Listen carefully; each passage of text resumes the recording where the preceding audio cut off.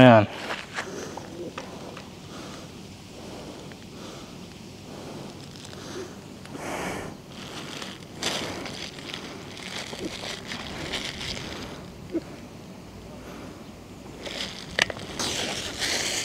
Palagay ko hindi pa siya tapos kasi dapat magsisikad siya ng paa niya.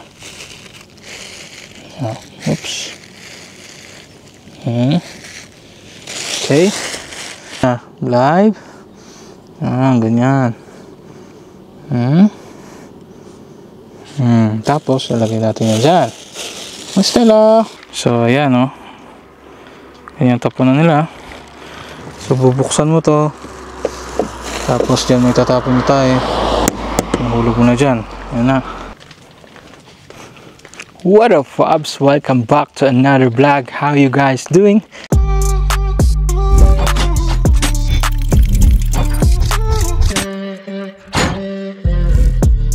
Today, tuturo ko sa inyo kung paano magpatae ng aso dito sa Germany. Let's go!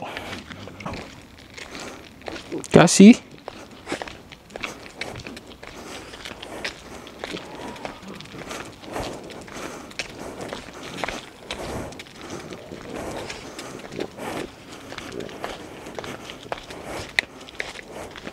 nee, nicht der. Hier, komm hier.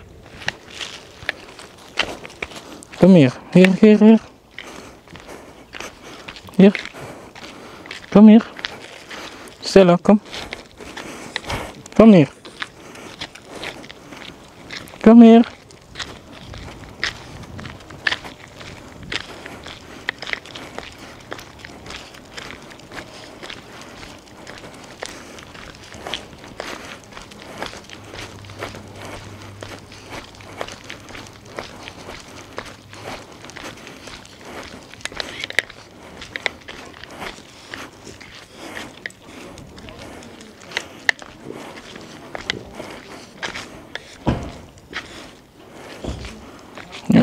Umihina po siya. Ako, tumain na siya. So, pagka tumatay dito guys, kailangan natin pulutin. Optimal Stella. So, kailangan natin pulutin yung tae na yan. Stella, kung. Yan. Tapos, alakad tayo ulit.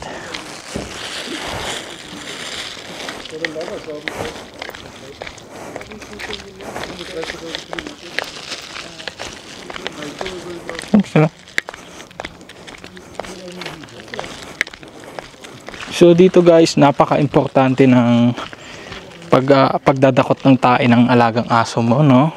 So halimbawa sa kalsada o sa damuhan, kailangan mong pulutin guys. Tapos may tamang tapunan. Ganun sila kadisiplina dito. So ngayon, tumai si Stella, kunti lang. So itutuloy niya pa yan dito sa talagang taihan niya dito sa bakanting lote. So ayan.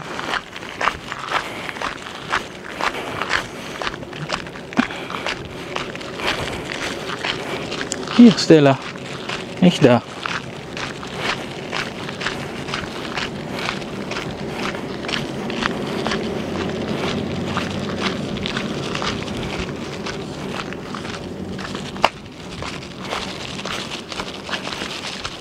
Pa siya tapos, naghahanap pa siya ng mapipwestuhan niya.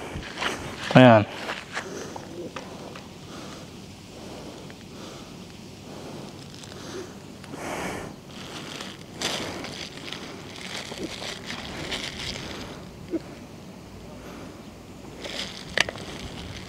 Tapos dadakutin natin ulit yan. Ganun dito, kahit sa damuhan niya kailangan mong dakutin yan. Palagay ko hindi pa siya tapos kasi dapat magsisikad siya ng paa niya. Oops. Okay. Nicht fertig Stella, ha? Noch nicht? Oder fertig? Palagay ko tapos na siya eh.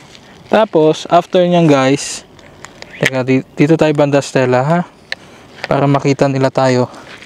Come here.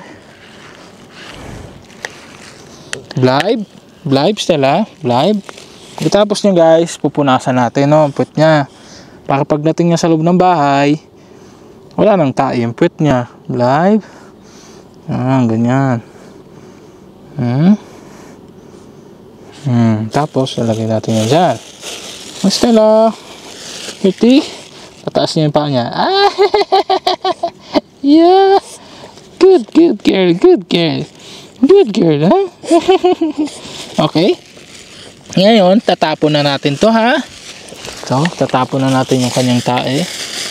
Bubuhol na natin kasi tapos na siya. Ayan. So, ngayon, pupunta na tayo doon sa tapunan ng tae, no? Ayan. Yan, doon sa ano, may tamang tapunan doon.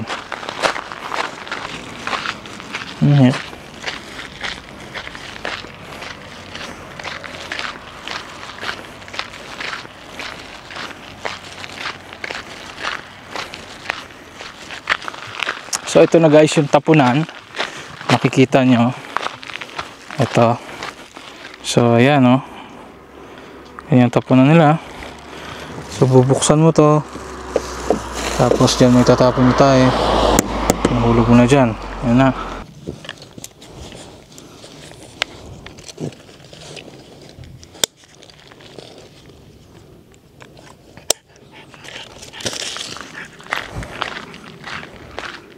So guys, ganyan magpatay ng aso dito sa Germany. Napaka-higpit nila dito, napaka-organized. So yun, kailangan lagi natin ng plastic. Tapos pampunas ng puwet niya.